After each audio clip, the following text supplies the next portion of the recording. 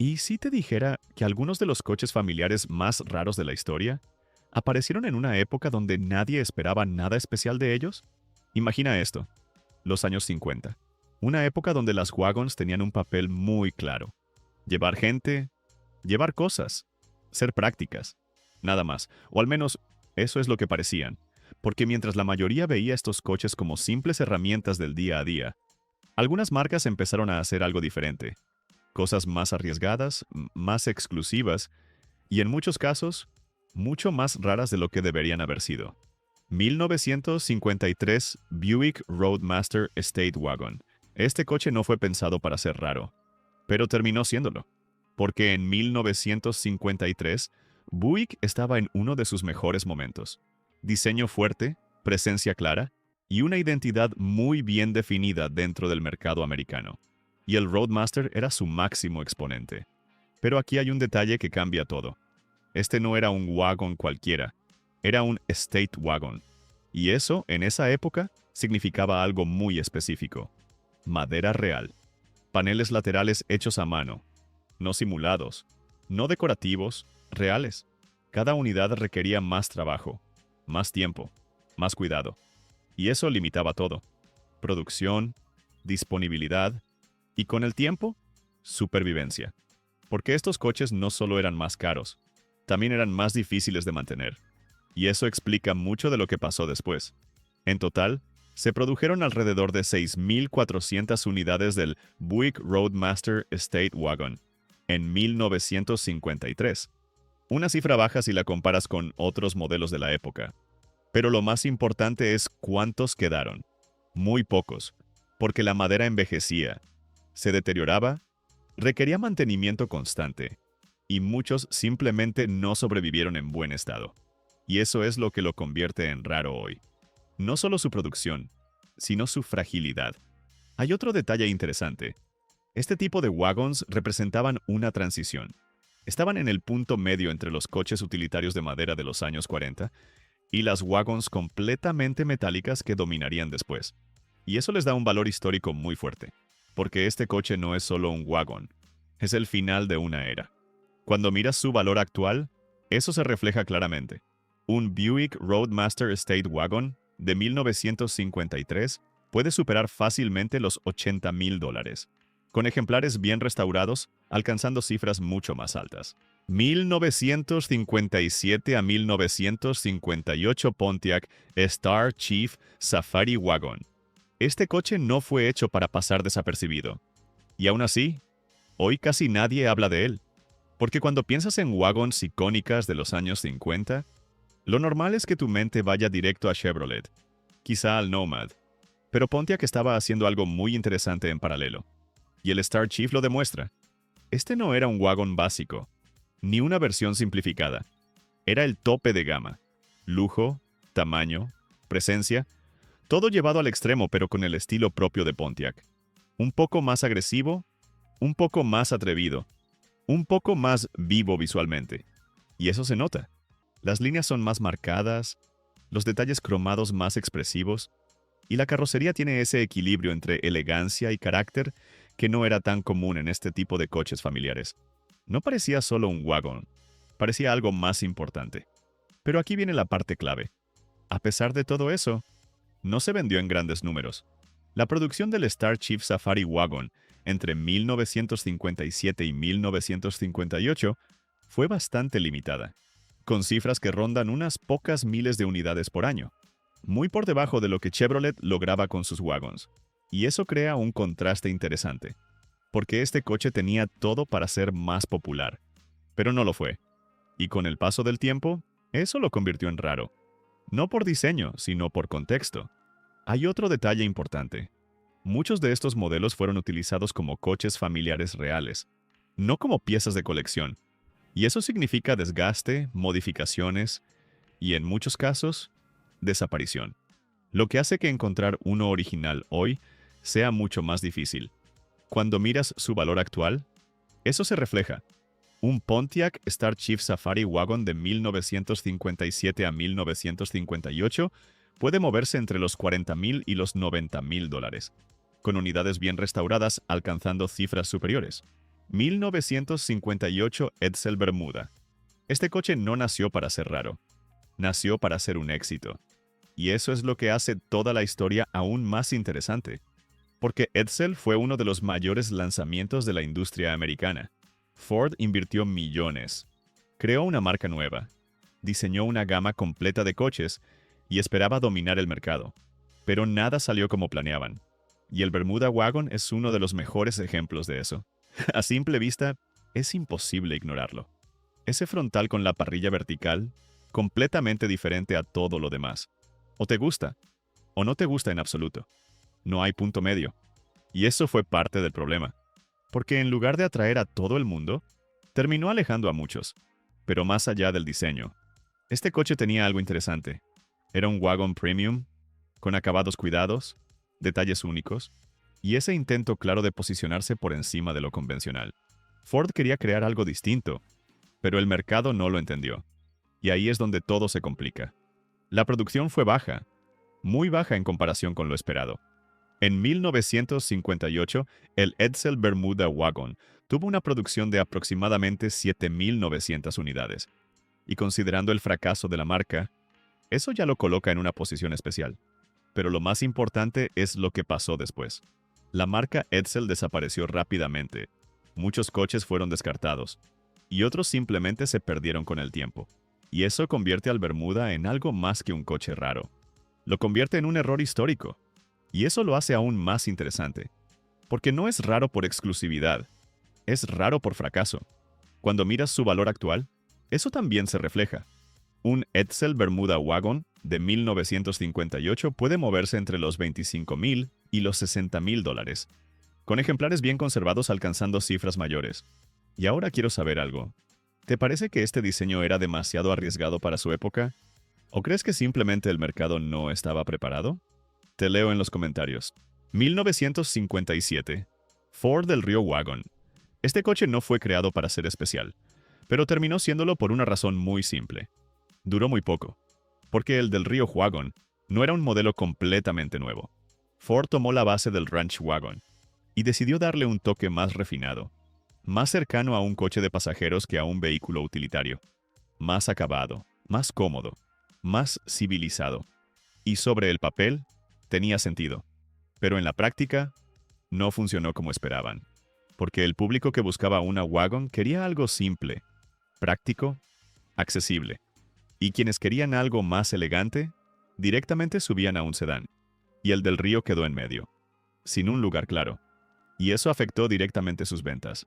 La producción total del Ford del Rio Wagon en 1957 fue de aproximadamente 48,000 unidades. Puede parecer un número alto, pero dentro del volumen de Ford en esa época, fue bajo, especialmente para un modelo que solo existió un año. Y eso lo convierte en raro hoy. No por ser extremadamente limitado, sino por haber desaparecido rápido. Hay otro detalle interesante. Muchos de estos coches fueron usados exactamente como estaban pensados, como vehículos familiares del día a día. Eso significa desgaste, modificaciones, y en muchos casos, poca preservación, lo que reduce aún más la cantidad de unidades bien conservadas hoy. Y eso cambia completamente su percepción, porque ya no es solo un modelo olvidado, es un modelo difícil de encontrar en buen estado. Cuando miras su valor actual, eso se refleja. Un Ford del Rio Wagon de 1957 puede moverse entre los $20,000 y los $50,000, dependiendo del estado y originalidad.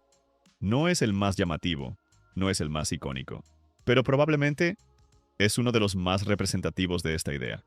Un coche que no falló por lo que era, sino por no encajar en el momento correcto. Y a veces, eso es suficiente para desaparecer. 1952 Plymouth Suburban. Este coche no parecía raro, porque en su momento era exactamente lo contrario. Era común, práctico, necesario.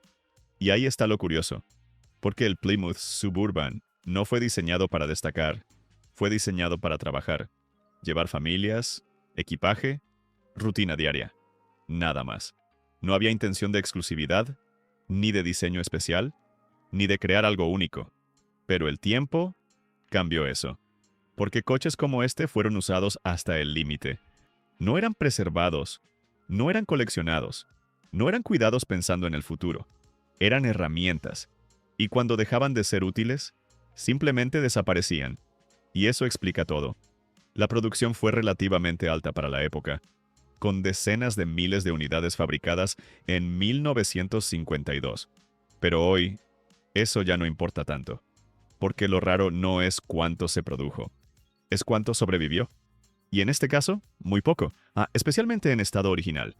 Hay un detalle importante. Este tipo de wagons representa una etapa clave en la evolución del automóvil americano, cuando el coche familiar empezó a convertirse en algo realmente funcional, accesible, parte del día a día. No era aspiracional, era esencial. Y eso le da un valor distinto hoy, porque no estás viendo un coche que fue raro desde el inicio. Estás viendo un coche que se volvió raro con el tiempo. Y eso cambia completamente la forma en la que lo entiendes. Cuando miras su valor actual, eso se refleja. Un Plymouth Suburban de 1952 puede moverse entre los $15,000 y los $40,000, dependiendo del estado y conservación. 1956 a 1958. Studebaker Provincial Wagon. Este coche no parecía americano. Al menos, no como los demás.